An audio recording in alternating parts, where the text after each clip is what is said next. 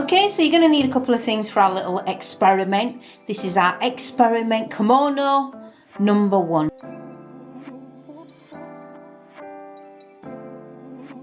So the first thing we're going to do is we are going to make it out of a sheet of A3 paper. You're going to want your sheet of paper. You're going to need a good ruler. I always have a couple of samples for inspiration. Rotary cutter, cutting mat, good sharp pencil, and my favourite ruler paper.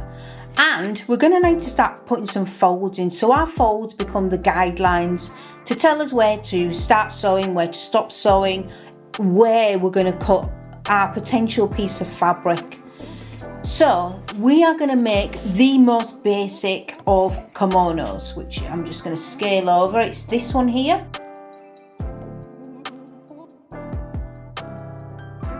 So now I've got 4 rectangles, 1, 2, 3, 4.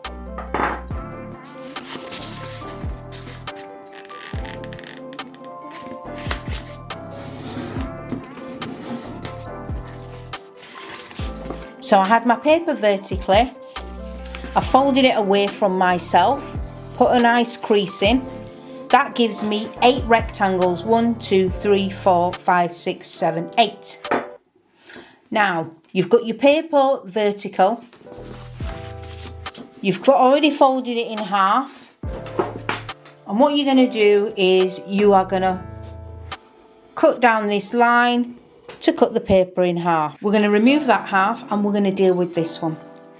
So this one, we're going to fold it towards us, and this is going to become the entry and exit, or how we're going to put the kimono on. So if we look at our kimono here, I'm just going to, we need a way to be able to put the kimono on. So we're dealing with the body at the moment. So the first thing I'm going to do is I am going to cut this line just up to the shoulder seam.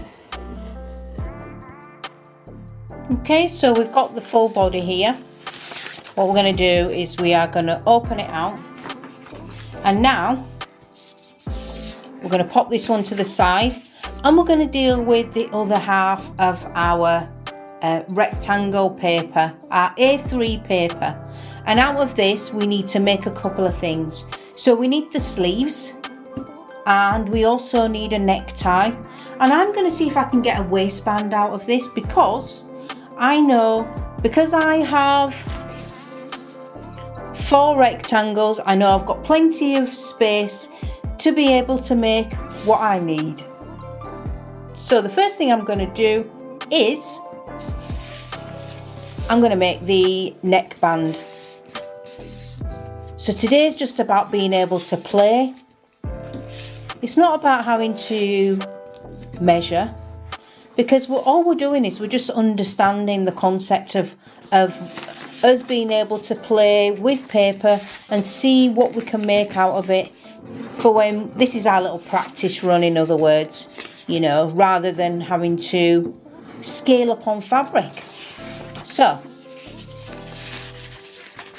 I now have my neckband.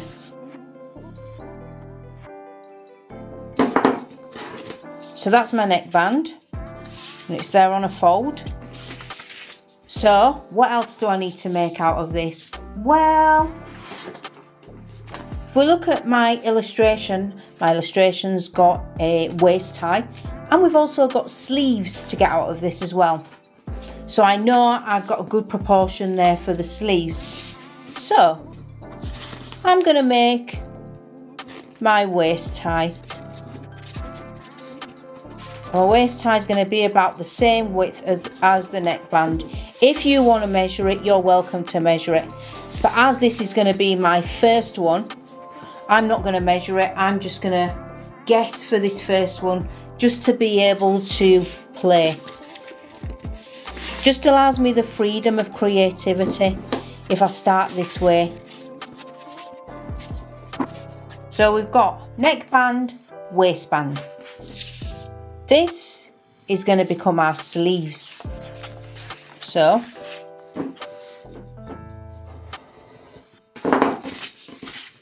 we've now got 2 pieces And what we're going to do is fold them in half. Remember to press your creases in.